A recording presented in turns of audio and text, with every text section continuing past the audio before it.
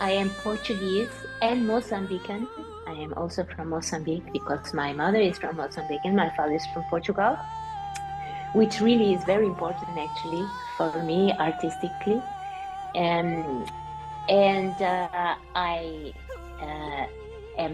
have a son that I love very much. He's the love of my life, together with the music. They are both my loves, the loves of my life. I'm a vegetarian, hoping for being vegan as soon as possible, that I can get rid of the biological cheese and biological eggs it's hard now. And I'm a sports person. I do sports every day, trail and swimming and etc. And I did martial arts. Also, I did karate, but just for a few times, and judo, and finally aikido that I did for 30, almost 40 years. And I am a happy person. That's fantastic. Oh, wow. I love this answer. What style of music do you consider belonging to? I think I belong to jazz, improvised music, but I think I belong to the whole world of music because I'm the whole world of sounds. My biggest love is the sounds around me. They are so inspiring. Everything around. There's melody and rhythm everywhere.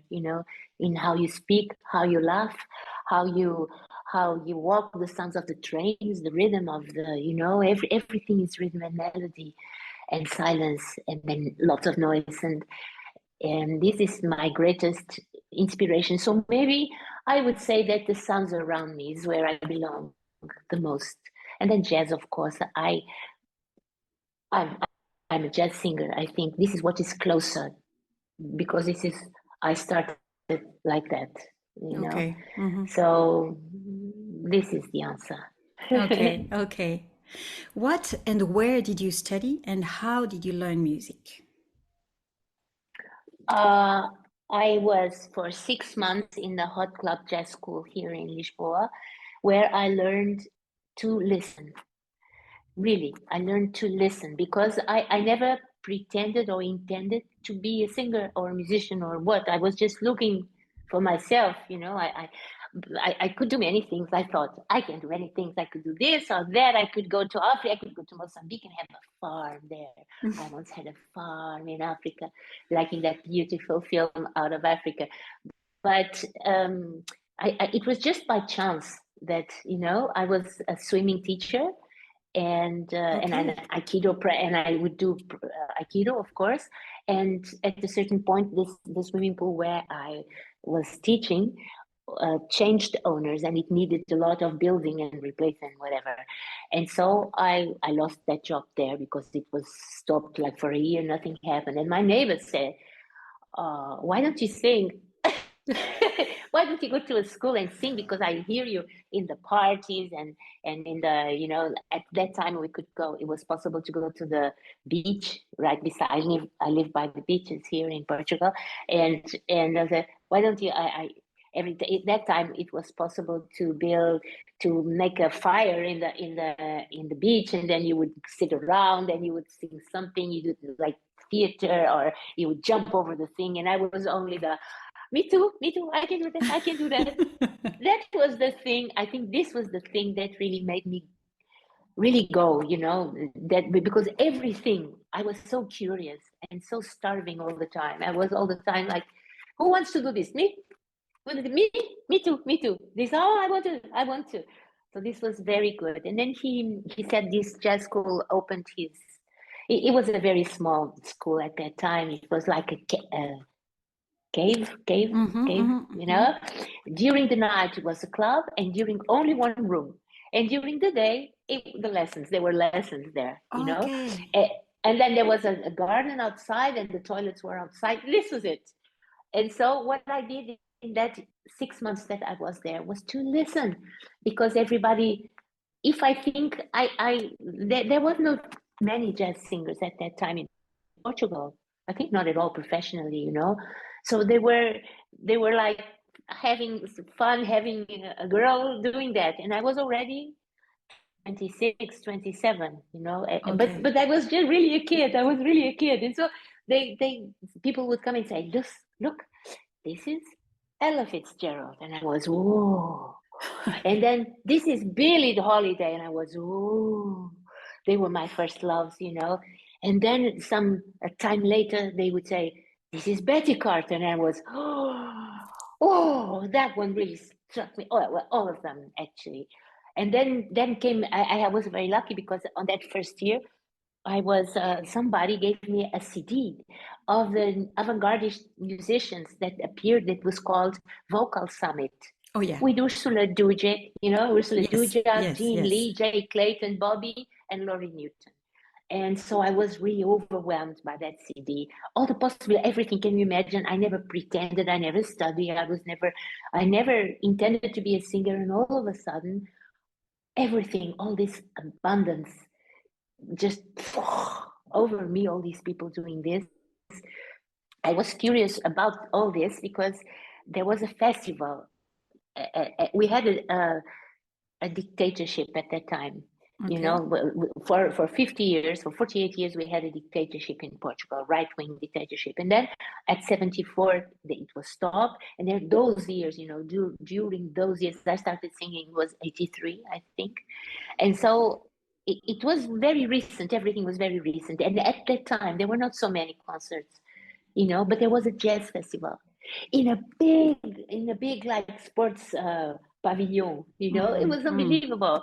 And that and I saw Nancy Wilson, I saw Jared, I saw Miles, I saw Wow. I saw with Dave Holland and Jack DeJohnette, and I was like, what is this? I understood absolutely nothing. I was like all the time like this, listening to this, and I saw Jean-Luc Ponty, and I did not understand anything, you know, but I saw them, and this was important to me, you know. This started my curiosity, and then my friend said, he was a guitarist and he lived beside me, and he said, why don't you join this school and blah blah. So I was there just like that. And so my that was the beginning of it. It was 6 months there, learning to listen, learning to know my peers, the idols, the people that were doing that before me so goodly, you know, so good. And and I would say that my school was really doing it live, all over the world, all over the place, with many musicians. And that was my school, really. That was my school. And that is so important. I think that all the learning, all the approach to the music is good. All the learning is good. Either you learn it conventionally in a school or you learn it by doing it. I'm a very big fan of learning by doing it because that's how I did it. So I learned, I think my school was the world. You know, was everywhere where I was the musicians that I played with. This was my school. Okay. And Okay. myself. And this is a very good school because then you have to listen. Schools have problems, really, and heavy problems, because then everything is given to you. Like, here is the song, here are the chords. You have to improvise like this. Let's study the improvisation. Let's study the interpretation. How can you study that? And let's study, everything is given to you, and you have people you can ask. I had nobody to ask anything or to tell me. I did it, and I looked for myself. So I can say nobody knows my instrument, me, as well as I do. I tried to have teachers, singing teachers at that time. I tried a few, and it was always so strange, you know, for me, because I think it was because of Aikido. Aikido was also a lesson, and my master was, I think, my only teacher that I had, because he taught me what is absolutely necessary. He taught me about the posture, la posture, now your verticality. And when we look for our verticality, this is the first, how you are, how you stand in the middle of all this energy around you and in you. And then when you arrive, when we sit, when we look for this is the main thing. You invite, as guest of honor, breathing. which is actually your main instrument, is the breath. This is, as I consider it, my main instrument, being that everything is my, no, around, like on the side and on the top, everything is my instrument. But I think breathing is the thing. You breathe, and this is it. And so I learned that by practicing Aikido, so all those years. Oh, I'm sorry. I learned that by practicing Aikido. So when I began to sing, I already knew the basic, and the rest was the music. So every time I would come to a singer to give me lessons at the time, it was so strange. One of them was very famous. She gave lessons to everybody here. So I was there. She lived in like a two-step storage high, and I'm a little claustrophobic, so I always climb the stairs. I very rarely take elevators. And so I would come running from the train, going to her house, climbing up there. I would arrive, and she said, "Oh, how are you?" And then she would start immediately, "Oh, you good? Let's go." Oh, oh, oh, oh, oh. And I was like, but what about the breathing? What about the body? I was thinking to myself. So all the teachers that I tried, I was only like 3 times there. I tried. At the first time, I would not come back because it was an intrusion to how I figured it out. Because then I was already figuring out about myself, about the body, about everything, So this is how I learned. Okay. And do you sometimes And it's a teach? good one. Yes, of course, it's a very good one. So do you I sometimes teach. I do.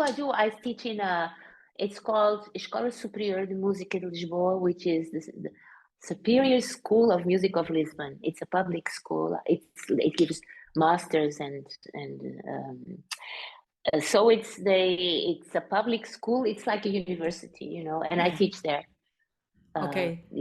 Jazz singing, whatever. I do what I want there, actually. I plan many things really nice. I plan with them. I work with them with the music. I started an idea that they have to bring a musician to play with. I believe in learning by doing it, and so they have to bring musicians from all this school. This school is very big, and the singers are responsible for that guy, for giving him the papers, rehearsing with him, bringing them. And then we have things during the year. We have recitals during the year, and then in the end, on the last semester, they have to do a CD. This is what they have to do. Okay. A CD. They have to do the CD. They have to plan it. They have to compose it or not. Do whatever you like, whatever they like to do, and plan for the cover, do the cover, do this, and then they do it. They record it with technology guys that they study there. We also have there. And then when they're out. They finish their 3 years degree. They have a CD. That's fantastic. Wow. So if they want, they print it. So, and it's practical, and then you can start your work. It's a tool, So I start many things. It's not very academic. They don't do this, but I do. So I started like that. I started doing these things, and now the other teachers also do recitals because we have an ongoing evaluation, in this school. On jazz has an ongoing, classical now has examinations, but we have ongoing things. So I don't need to make the recitals, but I think I need to. They have to. They have to sing. So this is it. Okay, great. So what is especially important for you, like as a transfer of knowledge for your students? I want them to do it for themselves. What I say always is, this is your life. This is your thing. You do it. I help you. But this is, you have to have the initiative. You have to have do it. Do it yourself, and I'll be here to help. Because I really believe in this. You have to have knowledge of yourself, how you work. You know better, especially in singing. If you slept good, if you worked it a lot already, you spoke a lot. How is your posture? Are you still You know, you have to have this knowledge. This is extremely important for me. And then I give songs that I think that every song works for something. But if they want, they bring songs too, and then we work them, and then in the end we have a recital. Normally, in the end of the semester, normally like 45 minutes. Okay. It's a long thing. It's a long day, the recital things, because all of them, you know. I can and imagine. they do it on the big concert hall that the school has, and we do it for audience. Yes, great. And what represents the tradition for you? Tradition. Yeah, the tradition. Well, jazz. You know, Ella, all these singers are the tradition of this music, but also the tradition from folklore here in Portugal, the tradition of fado, the tradition of in Mozambique. Their tradition too is important to me. Brazil is very important. Their music is very important to me. This is my inspiration. I would call not tradition, but my inspiration. It's a little bit around this and the sounds around me. Yeah, can you tell me a bit more about all those different influences from Portugal, from Mozambique, from jazz? How do you take them all in your musical concept, or are you going deep into them? Is it really like no? No, they're just here, you know. The other day I got an idea because I wanted to show something of how that singer could improvise in that song, and she was a little stuck there. And so I asked the piano player, let's do this. And so I improvised something, and it was really nice. Actually, I'm going to use it. It's a song. I just did a song in the middle of that, and he followed me, and I followed him in this wonderful dance, in this wonderful adventure that music is. And I was trying to, I recognize something here of what I sang, you know. So I could spot two influences there, you know. I could spot that and that other, that little, even one myself, something I did before some song. So I don't work on them. I don't work. They just live. I'm always listening, you know, and everything influences me. I'm so lucky, you know, everything. I listen to music, I listen to films. Films is something that it's just films and series that you see on the TV. It's magnificent because it's movement, you know, everything is movement, and music is movement too.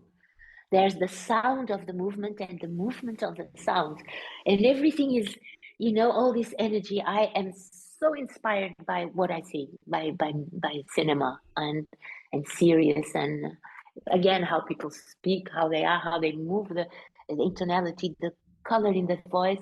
I don't study anything. I just let it invade me. That's how I just let it invade me. And there, you know, sometimes I was, during some years, I was really pissed because people would compare me with everything. Like, in the beginning, I was like, Billie Holiday, she's the Billie Holiday, whatever. And then she's, the Betty Carter. Then it was, in Germany, they would say, I was the female answer to Bobby McFerrin. Curiously, they never spoke about Al Jarreau, and Al Jarreau was my most important in what it concerns, like rhythm. You know, he started it for me. He started the rhythmic thing. He was absolutely magnificent. Al Jarreau for me. He's my male more important. I think 4 loves. I think it's. I also have the Brazilian ones that I love a lot. But if I say in jazz, I would say Al Jarreau, the very first one. Of course, Bobby and David. David is my love too, and João Bosco. João Bosco is a Brazilian singer. He's all of him. I know him. His rhythm, you know, him and Al Jarreau, they were the rhythm things, you know, for me. They started it. They started it for me. They started my love there. And so only men. No. I'm just talking about the man. Okay. What was it? What was the question again, please? I'm lost. I think it was about the tradition. So you were talking about the tradition, and no, there was another one. Something else you asked me. I don't remember anymore. You too. You don't remember. So no, these are the men. They would. I know what it is. I know. They would say that I looked like people, and I hated it in the beginning, all those years. Oh yeah. And then it was Bobby. Bobby took a lot of years, Then it was Björk, and then and I was angry.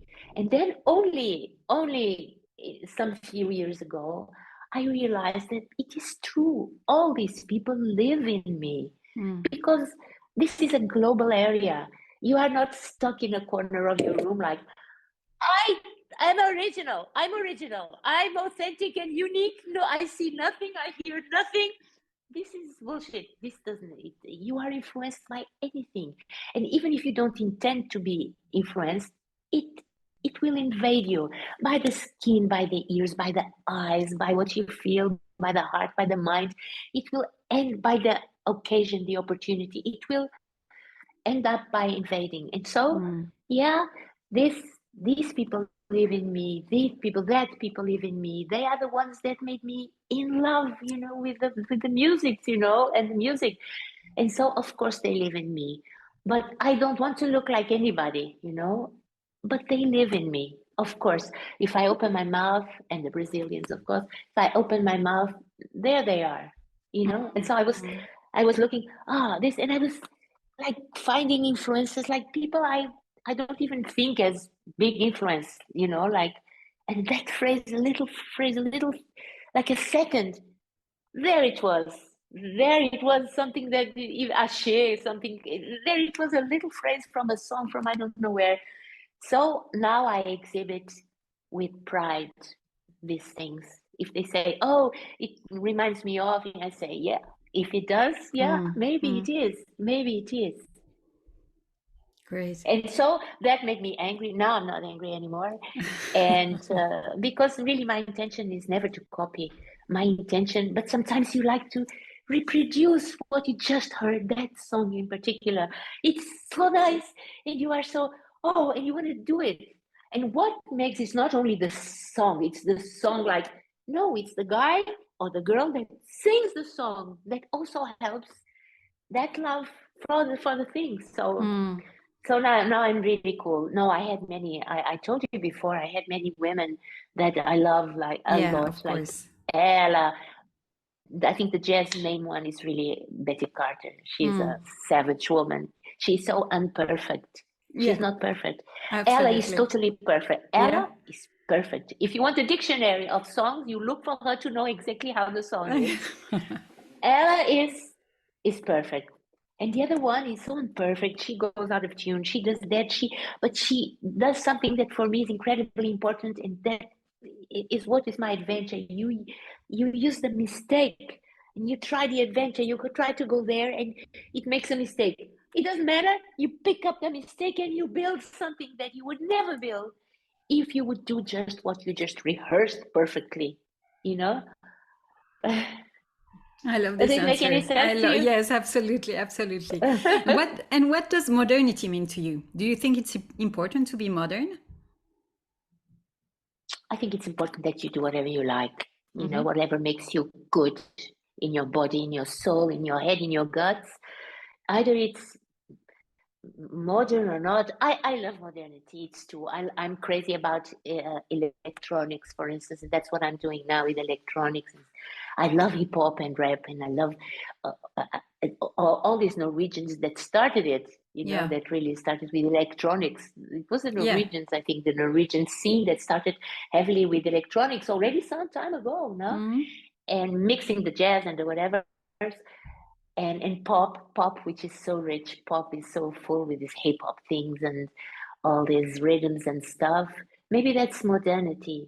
I think modern is when this is what you did. Now I'm going to do something else. Then this is modern, I think. And then from here you go, no, I'm going to do this. So this is modern for you. Maybe it's not modern for somebody else, but it is for me, So I think maybe not. I think what is important is that you walk doing your stuff. You walk in your music. You don't stay stuck in the same place, and that you are happy with it. Yeah. So you have But this it is project. important, but then Yeah. yeah. You have this project. I don't know how you pronounce this. Ogre or Ogre. yes. And so it's totally electronic things. And so do you really work on it, on electronic and all those gears? Not me. This love started with Joe Zawinul, those years that I was as a guest with the syndicate in Okay. Joe Zawinul, and I was really, this was the beginning. I was like, oh, he was surrounded by keyboards and he was he was that was the beginning, and all the other things. And again, what was the question? What did you just say? Do you work yourself on electronic? No, but they do. Yes. But I surrounded myself with my friends. Yeah. They are younger than me. I wanted to do that. I tried to do that with Mario Virginia. Yeah. But it was not possible. It was not possible because we were not built that way. We built acoustically, let's say, you know. And so I met João Farinha. He's my partner in this electronic, and he's 40 years old. He'll go like 41, and it's already like easy. That's his thing, you know, the electronic stuff. So I was clever enough to surround myself of people that do that it's easy for them to do it, and they know it already. In the beginning, I tried to use like one microphone for me and one microphone that the laptop guy would change, and then that was so boring. I said, no, I can do the sounds too, you know. I want to do that sounds. I want to do the crazy thing that limits me. So we have this electronic set with drums, but acoustic drums with electronics too. And then you have an acoustic voice that changes her sound as much as possible. And that mix, I think, is nice, you know, that I don't have. And then all the effects that you listen in the voice, they are post. They put them post, you know, they work on the voice, and it's so nice, you know. Now we have a CD that will be released next week. Wow, and great. It's called Songs for Shakespeare. And the way they treated the voice after, it's so good. So that's also, I think that's intelligent to ask for somebody that does that. That's natural. That's easy for them, and not try to do me myself. But two days ago, I met a guy, a German singer, that he developed a loop station, a thing that you can work on things, and I was very curious. Okay. I'm going to study that, because maybe that, I don't know, I want to start. I want to try. If it doesn't, if it's not like in front of the music, then I will try. Okay, let's see. What is the role of the melody for you? Which place does the melodic part have in your singing? It's a part. Mm-hmm. It's a part, like rhythm. Like air, like silence. It's a part, an important one. That's the easiest part, I think, because that's the one that gets to you first, isn't it? The melody. So it's like somebody very beautiful, you know. You look at that person, you say, oh, and you start appreciating it, you know. But then there are others which are uglier that are also important and interesting, you know. Maybe this is a stupid example. But I just gave. Maybe it's a stupid question. No. The answer is, I think it's a part. It's a part of the whole that music is. And when you sing, do you prefer to stay close to what's written, or is interpretation what really matters to you? It's how I see the thing.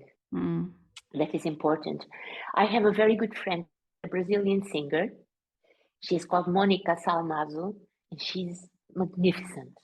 She's the best, but she doesn't improvise one bit. She's like a clarinet. She has an incredible nice voice, but she sings it exactly, and she doesn't want like electronics shit around her. She just wants to deliver the song. So it's like Ella, you know. She's perfect. That is the song. That's how it was written. That is how she sings it. Of course, when you're singing it, you always interpret it a little bit, you know, you always, but she doesn't improvise at all. She hates it. It's that she's my opposite, and we go along very fine, but I like to do it my own way. I really do. Well, I knew the answer, but I wanted to hear it from you. I think that thing is what puts me as a jazz singer, you know. As an improvised singer, that's what puts me in the jazz category, I think. The adventure. Yeah, we'll speak more about the improvisation, but now just for a second, let's talk a bit more about the melodies, because you sing in Portuguese. Are you recording this? Yes, I am. I hope so. Yes.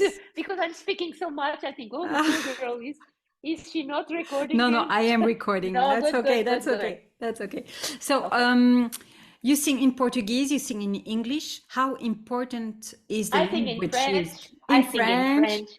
I sing in I also in Spanish I can also do that. A little bit in Xangana. Xangana is one of the languages that we speak in Mozambique. Mozambique, okay. There are several, and a little German. I did with a little German, yeah. Okay. But very little. But because, you know, my first love is the sound of the words, is the sound, and then the meaning. But the sound is so interesting, like agua, lâmpada. It's so nice how it sounds, just how it sounds, you know, like it's fantastic. Yeah. So it's the sound is the focus. Is my first love. Yeah. That's what gets to me for the sound, you know? Yeah. Yeah, it's interesting. And you also sometimes sing without any words, just with just with sounds. That's so good. Yeah, That's so good because the words are very a little bit limitful, you know, they limit you a little bit, because if you say chair, then everybody will say, oh yeah, chair, you know? And if you sing without words, sometimes people come to me and say, oh, I loved what you were singing. Were you singing about da da da? And I say, I was singing about whatever you want, you know? You use your imagination. I hope that people that listen to music, they have a part too in the thing. It's not that they're like a sofa potato, you know, sitting like that, expecting everything to come to you. I hope that they use their imagination to be with the singer, with the music, and to make the music their own, you know. So you have to use your imagination too. So when you sing without words, it's easier, I think, for them. And do you sometimes work on improvisation, or is it always instinctive? And it's always instinctive. Yeah. I can work around on it, not in an academic way, but if I have an idea, I have many recordings in my phone, small recordings of things. Oh, I record it. And then I try to build something on it, but it's not an academic work on it. It's just a musical thing, you know? And do you play an instrument? No. Voice. Yes, of course. You play the most beautiful instrument on earth. Oh, yes, I think so. Isn't it? We are so lucky. So lucky. That's so true. Because I do believe that not everybody can be a singer. You know, people say, oh, everybody can sing. It's true. Everybody can la la la. Not everybody, because some people have really horrible voices and have no sense of anything. But rhythm, whatever, silence, whatever. But I think everybody can la la la. But to be a singer, it's not for everybody. This is what I have experienced. It's not for everybody. It's for a few, and I'm so happy. I say that to the students. Can you imagine? This is not for everybody, and we are part of the bodies that we can do it. Yay! So we are some of them. So no. Yes, of course. And you have done in the 80s this collaboration with the Japanese pianist Aki Takase. Yeah. What is your relationship to free improvisation? I feel very free when I improvise, you know. Maybe free improvisation has a specific description, or you have to say this is free. But I think freely when I improvise, you know. I improvise what I want, wherever I want, how I want, you know, with the chords, without the chords, with the chords, but me without the chords. So I don't know. I don't know. It's a definition. I'm not sure. I don't know how to answer. No, that's okay. But I improvise freely. I feel free to improvise whatever I want. Maybe my answer is that. Yeah.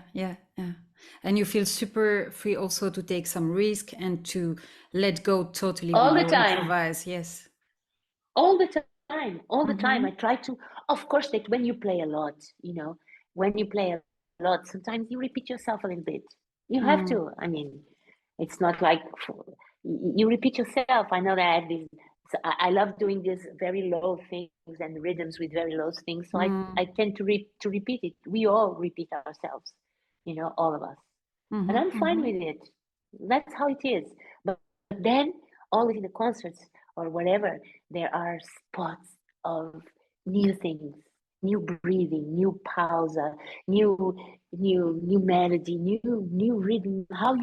I think the new things is how you dance with the other, how you wow with the other. You know, this can be a special moment. You know? Yeah. So for years you formed a wonderful pair with the pianist Mario Lagina. Mario, yeah. Yes, and during other periods with other musicians also. What does it bring to you, and what are your expectations with those musicians and those collaborations? Those I did.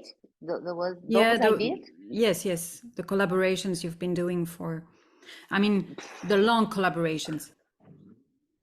I'm very ambitious. I always hope for the whole world, you know. I know that, for instance, with Mario, we stopped after 26 years as a duo, you know. I think what we did, and I listen myself in many people and Mario, I would do it. I listen to many singers and duets, and I say, they listened, they liked it, and I really feel happy because what we did also lives through the voices of that people and the voices, piano voices, etc. And I think what we did was we in some way we pick up the traditional way of singing at that time. This was in 83, 84, 85, and made the transition to a more modern way of singing. I think we did that, and other people must have done that too. But I think we did that, and that was very nice. And we did that was very intense. We even were girlfriend and boyfriend with Mario 8 years. That was awesome, but it was too much. You know, it was really too much touring and the personal thing, and it was too much. And then after 26 years, we stopped. Now we start again, a little bit here, a little bit there, because we were repeating ourselves. I felt we were really repeating heavily, because it became a success. It was very successful, that duo. We were everywhere, so it was very good. And that was the basic of trios, quartets, quintets, orchestra, big bands, etc. That was the base, us too. And then we stopped. We had to stop. We had to breathe a little bit and do other stuff. And that made us made us walk, because it was easy that, you know, we were just repeating. That way we were really repeating ourselves. So we stopped. But now we played again. We started playing concerts. I was last weekend in Romania with Mario. We played there 2 concerts, and before we played in Porto. And every time we play, not so often, but it's really fresh, you know. Okay. We pick up the old stuff, but I still hope for the whole world with him. I really do. Great.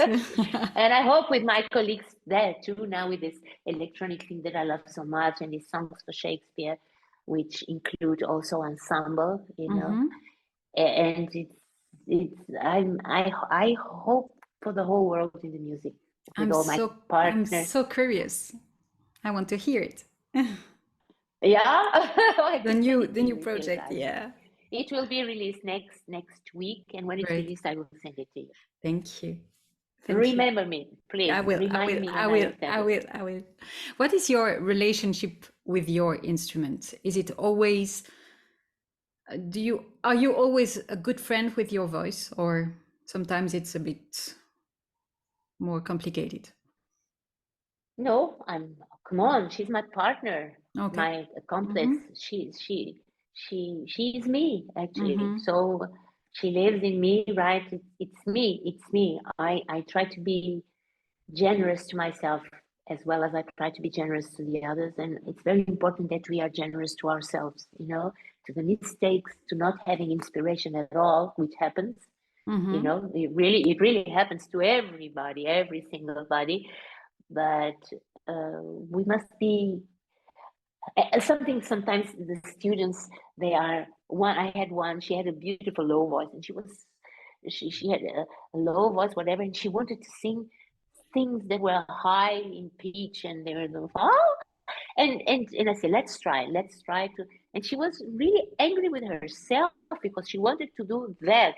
And then I became angry with her. I said, how can you be so dumb? Look at this precious thing you have. Why don't you cherish it? This is your treasure. Don't spend your life hoping for something else. Mm-hmm. Try to do the best you can with what you have, you know, please. And then Mm-hmm. it managed. Maybe she was, I would like to nana. I would like to nana. And then I really, come on. I have no patience. I have no patience. I was like, because really it's so stupid. Each one of us has their own has their own treasure, and we should take care of it as what it is, a treasure. It's Mm. small, it's larger, it's cheap, it's high, it's whatever, but it is your treasure. Nobody else has that but you. So let's do the best we can. So I really try to be generous to myself too. Yeah. Okay. And do you feel that your voice is Are you changing? angry? Are you angry with your voice sometimes? Um, I'm not, no, I'm never angry with my voice, but I have to say that sometimes I would love to be more confident, or just, just feel So that it's I, not with your voice, it's with you. It's with that's you true, that you that's are true. angry. It's true. Yeah. But So no, just I'm never, be. yeah. But we all are like this. I have bad news for you, is that after all these years that I perform, I'm so insecure sometimes. You know, I Hmm. go to the concerts. I played with David in I it was saw the you opera. together. It was the Opéra de Lyon, at the Okay. Opera de Lyon with the orchestra. Mm-hmm. This was in the beginning when we started the thing, and you can't imagine, I was in panic. I was so nervous. I felt very uncomfortable because the stage is like this and the people are here immediately. So I was thinking, I'm going to open my mouth and I'm going to see if I changed my panties or not, you know, something like that, because they were like, audience was here and here we were, because the orchestra was big and was all behind. So me and David, we were on the bottom of the thing. But during the rehearsals, I was so in panic. I started having claustrophobia, like real big thing with Mm. claustrophobia. And so they had to ask for a guy to come with me to the hotel, because the hotel was a beautiful castle or whatever, and the lift was really small. And with all this claustrophobia, I couldn't go, so I had to Mm. climb up with bag and climb down. So there was a guy always coming back and forth with me. So the bad news is that you will always be like that. You will always feel insecure, because this is something very, you are there, like that, open. You're there, nothing in front of you, not even an instrument, just a tiny microphone and a tiny cable, maybe. So there you are. It's like you are naked in front of Yeah, all these people. that's it. Of course, we are a little insecure. again, be generous with you. Mm-hmm. Of course, then I'm confident as I have the I have the confidence of what I do, right? But but sometimes I'm very insecure. I don't know how I can explain this. And do I you hear some music. No, it's just the siren of the Oh, police. you see what I said? I hear some music. It was music for me.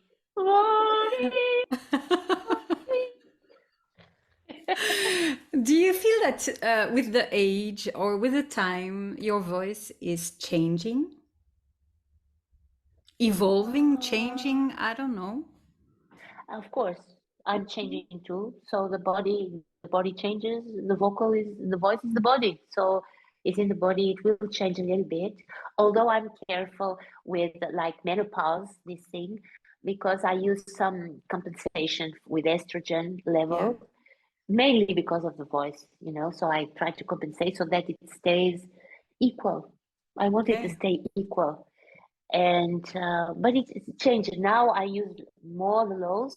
I always had them, Mm-hmm. but I was more like his mom. Although I still do this, but I also enjoy the lows very much. And yeah, it changes a little bit. Yes, it does. You Mm-hmm. change, right? Of I'm a course. I'm a little bit fatter. I'm bigger now. I am 1 meter 70, and I'm 66 kilos. Before I was 1 meter 70 and 62. So I gained some more. So it all alters. It all changes now a little bit in your body. You go with it. Just Mm-hmm. go with it. Mm-hmm. And do you feel musically close to other jazz singers in Europe, except from David? Well, David is the first one. Yeah, I know. David is my brother. He's one Uh-huh. of my best friends, and he's my brother. Sometimes when we were singing, and I would record, and we would listen to the recording, I was like, "Who? Which one is him, and which one is me?" So, Oh, really? the. I was like, "Which one is him, and which one is me?" In some parts, we got so close in terms of timbre, of color, or whatever. Mm, Was but I love Cristina Zavaloni a lot, yeah. and I love Maria Pia de Vito. I Mm. love her a lot. I interviewed her Uh, also. oh, she's lovely. I love her Yeah. very much. She's a friend. She's a friend, and these two are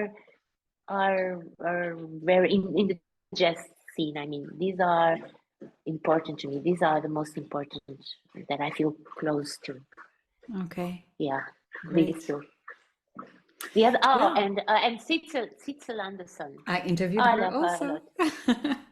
Yeah, I love her she's a lot. fantastic. Although Yeah. uh, I sang with her once, and she was Hmm. so pissed with the electronics. She was singing with Buge Vezethoft, and it was me and Mario. So we were really different, Yeah. both them and us. And Buge was very much on the electronic Yeah. thing. This was some years ago, and it went kaput in the middle of the thing, and she No was so way. pissed. She was like, this shit, I hate this shit." So,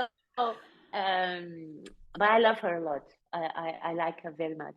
Mm. Monica Salmazo is a little bit like her with that beautiful low voice and just singing how it is. I don't see Cecil improvising a lot. I don't know. It's how she delivers the songs but I don't know what she's doing lately. She's really only into improvised music now. Oh, really? I have Sitzel, to huh? check on her. Sitzel. Cecil Yeah. Yes. Yes. Yes. Anderson. Cecil. Yes. Yes. Yes. You mean She's she not improvised all the time? She all the improvised time. all the All the time? time. Oh, All the because at that time. time it was not so No, much like that. I know. But now, since 20 years, she's only doing some improvised music. Totally Good for improvised. her. Yeah.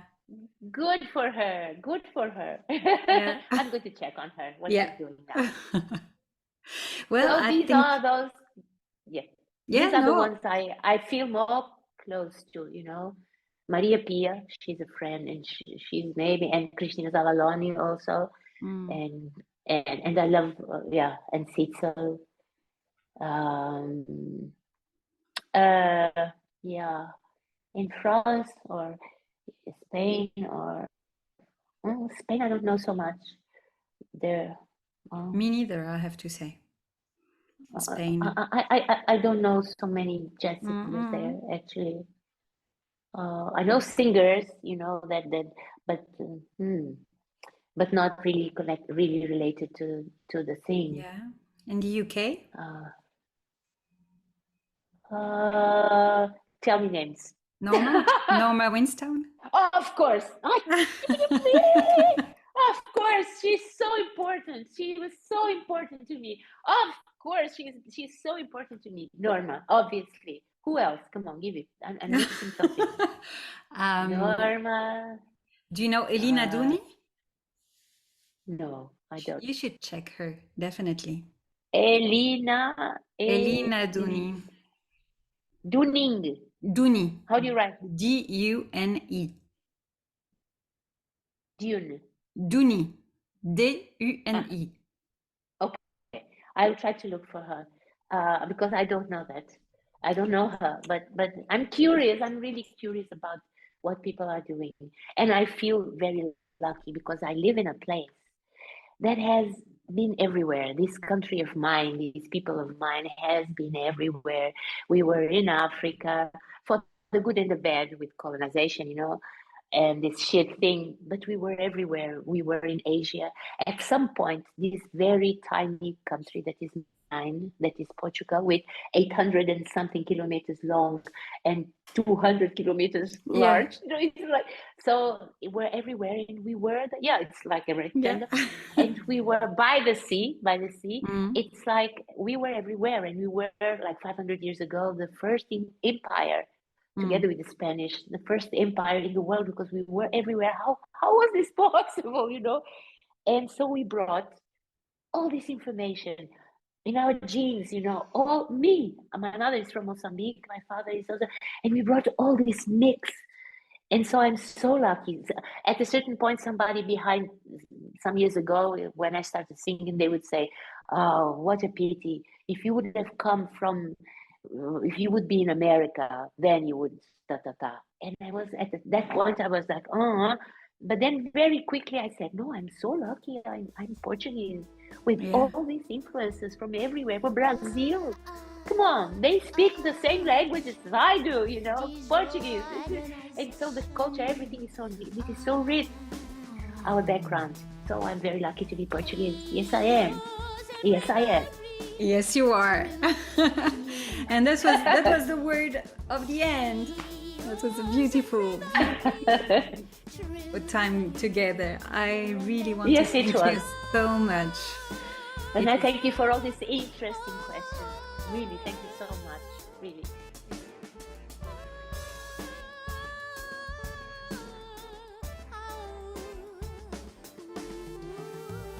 Se eu pudesse, pintava tudo de amarelo. O armário, meu quarto, a minha casa, toda a minha casa.